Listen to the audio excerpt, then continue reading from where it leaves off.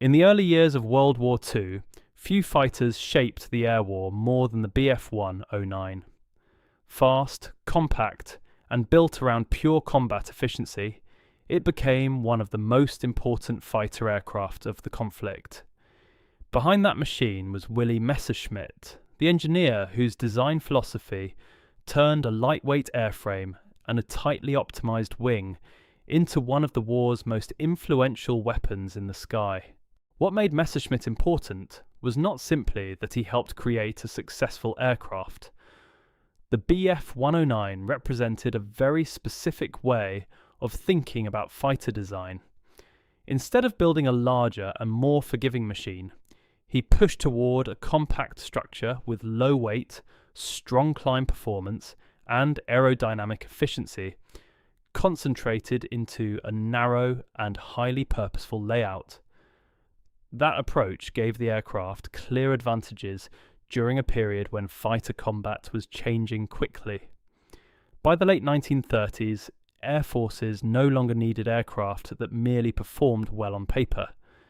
They needed fighters that could convert engine power into immediate combat value.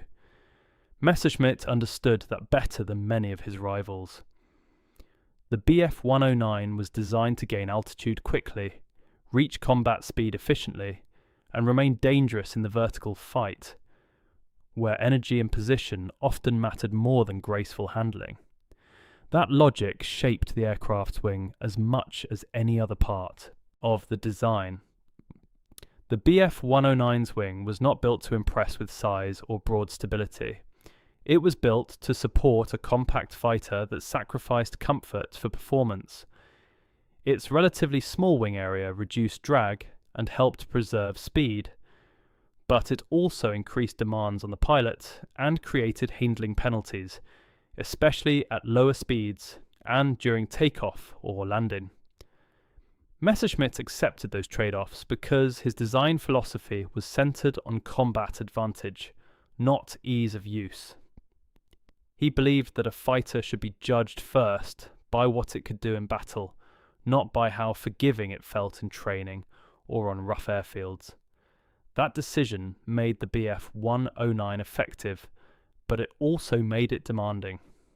And that is exactly why Willy Messerschmitt deserves to be studied as an engineer.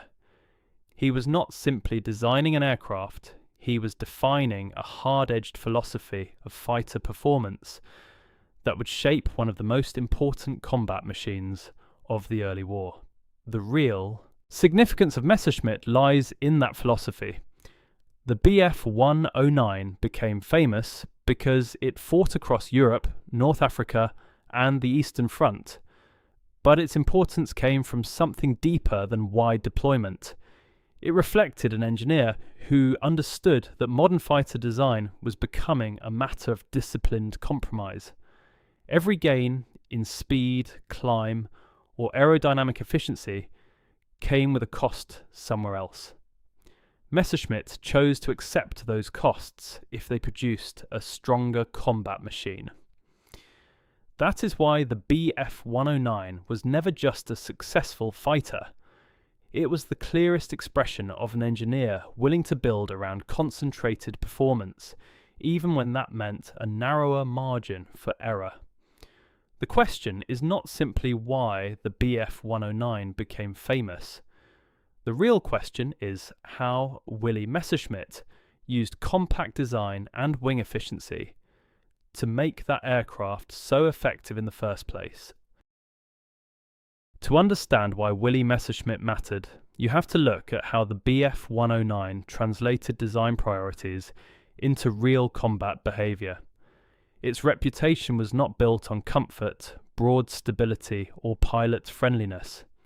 It was built on how efficiently the aircraft converted power into performance. The compact fuselage reduced frontal area. The overall structure stayed relatively light for its class, and the wing was kept small enough to reduce drag and support higher speed potential. Together, those decisions produced a fighter that could climb aggressively, accelerate well, and hold strong energy in combat. That mattered because fighter battles in the early war were increasingly decided by who could control altitude, enter and exit engagement faster, and recover position after an attack. The Bf-109 gave its pilots those advantages when flown properly. The wing was central to that formula. A larger wing could have made the aircraft easier to handle and more forgiving at low speed, but that was not the direction Messerschmitt chose. By keeping the wing relatively compact, he preserved the aircraft's efficiency at combat speed and supported the overall goal of concentrated performance. That decision came with consequences. Higher wing loading could punish poor energy management, make landings less forgiving, and demand more discipline from the pilot. But in return, the aircraft remained competitive in the kind of fast, vertical, energy-based fighting that increasingly defined modern air combat. This is why the Bf-109 should not be understood as merely a fast fighter. It was a machine designed around tactical logic. Messerschmitt accepted handling penalties in exchange for stronger combat advantages in climb, acceleration and high-speed engagement behaviour. That philosophy became even more important because the Bf-109 entered service at a moment when fighter doctrine was evolving quickly. Earlier aircraft designs often balanced performance with broader ease of operation, but the late 1930s and early 1940s forced engineers to make harder choices. More power was available, combat speeds were increasing, and pilots needed aircraft that could exploit those changes immediately. Messerschmitt's answer was not to build a general-purpose compromise. It was to focus the aircraft around the conditions that mattered most in battle. The result was a fighter that rewarded disciplined flying and punished mistakes, but it also delivered strong combat results in the hands of capable pilots. That is why the Bf-109 remained relevant across multiple phases of the war, even as newer aircraft entered the sky. Its design was demanding, but it was not accidental. It was the product of an engineer who believed the pilot who controlled energy, speed and altitude would usually control the fight. This is what separates Willy Messerschmitt from a simple aircraft brand name. His real importance lies in how clearly the Bf-109 expressed a design worldview. He treated the fighter as a concentrated combat tool, not as a balanced training platform or an aircraft built to satisfy every operating condition equally. The wing, the weight discipline, the narrow structure, and the aggressive performance priorities all served the same goal. That made the aircraft effective, but it also made it unforgiving. And that combination is exactly what gives the design historical value. The Bf-109 was not great because it avoided compromise.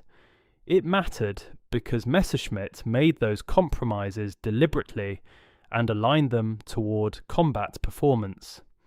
The next question is whether that philosophy remained a strength throughout the war, or whether the same design logic that made the Bf-109 dangerous early on eventually became one of its biggest limitations.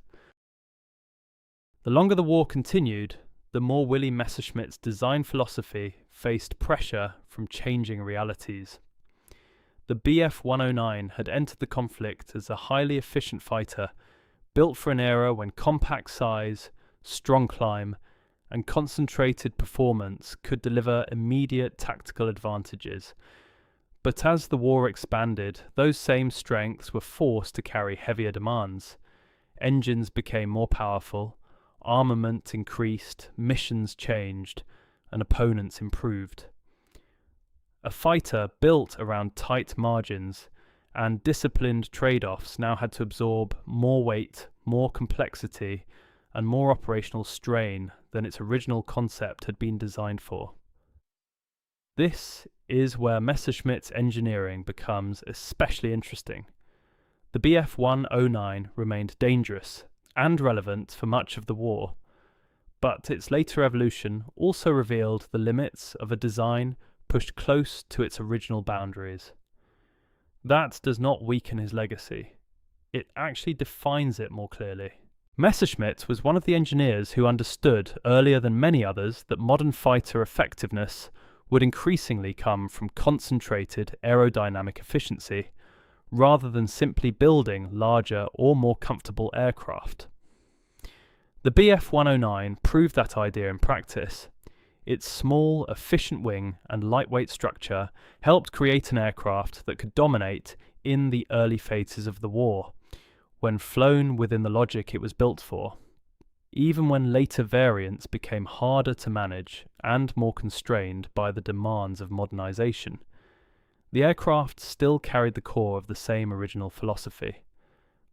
That is what makes Messerschmitt such a strong engineering subject. He did not create a universally forgiving machine. He created a fighter built around a clear combat theory.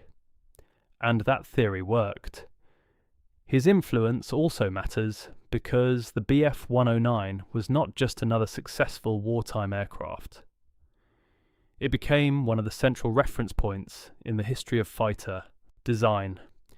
Engineers, pilots, and historians still study it because it shows how far disciplined weight control, aerodynamic efficiency, and compact wing logic can go when performance is treated as the primary objective. The aircraft had flaws, and many of them were serious in operational terms. But those flaws were tied directly to the same decisions that gave it its strengths. That is what makes the design worth studying rather than simply praising. It shows how engineering success in wartime often comes from choosing which weaknesses you are willing to accept in exchange for sharper advantages elsewhere. Messerschmitt understood that, and the Bf-109 became the clearest proof of it.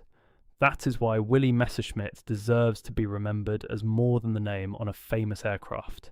His real contribution was helping define a harsher and more modern way of thinking about fighter performance. He accepted that an aircraft could be demanding, narrow in margin, and even difficult in some operating conditions if it delivered the right advantages where combat actually happened. The Bf-109 was the strongest expression of that logic, and its impact reached far beyond the aircraft itself. It helped show what a compact, tightly optimized fighter could do in the age of modern air combat. The real legacy of Willy Messerschmitt is not just that he built a famous machine. It is that he helped prove how much the shape of a wing, the discipline of weight, and the logic of concentrated design could decide the outcome of a fight long before the first shot was fired.